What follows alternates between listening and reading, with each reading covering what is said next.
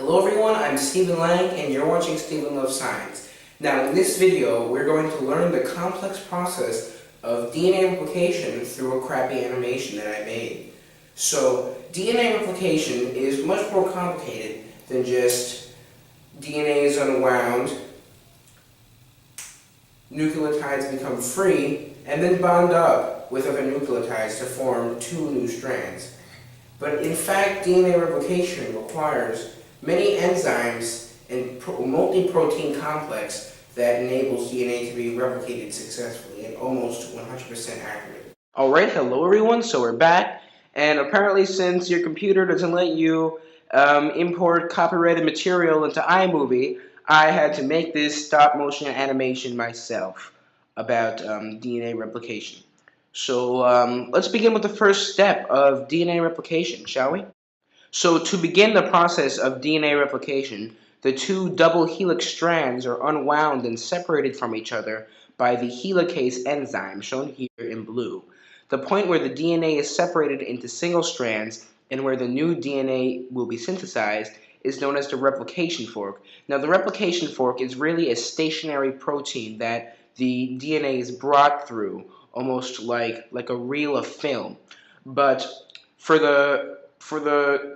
for all practical purposes, we're just going to show it as the enzyme is moving along the DNA. It just makes it much easier to understand and much less confusing.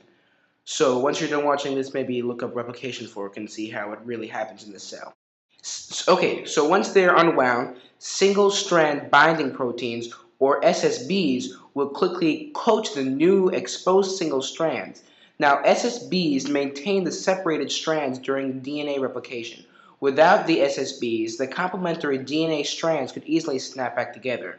SSBs bind loosely to the DNA and are easily displaced by the polymerase enzymes when they begin synthesizing new DNA strands. Okay, so now that the two strands are separated, they can act as templates for the production of two new complementary DNA strands. Now remember, the DNA double helix consists of two anti-parallel DNA strands with complementary 5' to 3' strands running in opposite directions.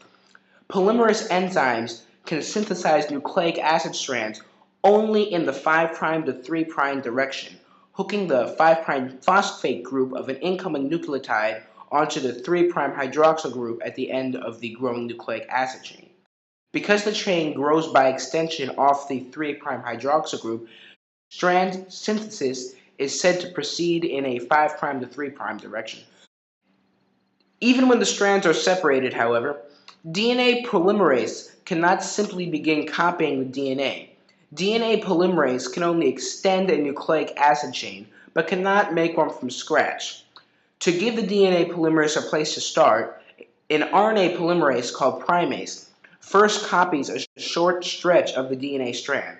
This creates a complementary RNA segment up to 60 nucleotides long that is called a primer. Now the DNA polymerase can copy the DNA strand. The DNA polymerase starts at the 3' end of the RNA primer and, using the original DNA strand as a guide, begins to synthesize a new complementary DNA strand. Two polymerase enzymes are required, one for each parental DNA strand.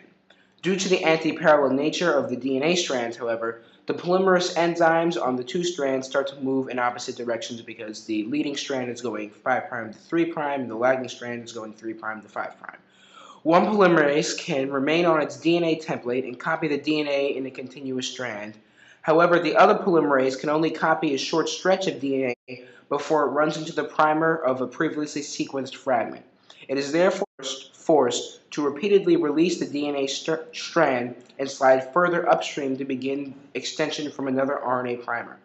The sliding clamp, which you can see extending off the DNA polymerase enzyme, helps hold this DNA polymerase onto the DNA as the DNA moves through the replication machinery. The continuously synthesized strand is known as the leading strand, while the strand that is synthesized in short pieces is known as the lagging strand. The short stretches of DNA that make up the lagging strand are known as Okazaki fragments. Now, let's talk about the lagging strand.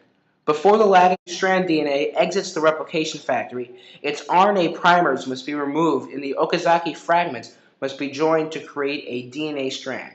The first step is the removal of the RNA primer. RNA ACE, which recognizes RNA-DNA hybrid helices, degrades RNA by hydrolyzing its phosphodiester bonds.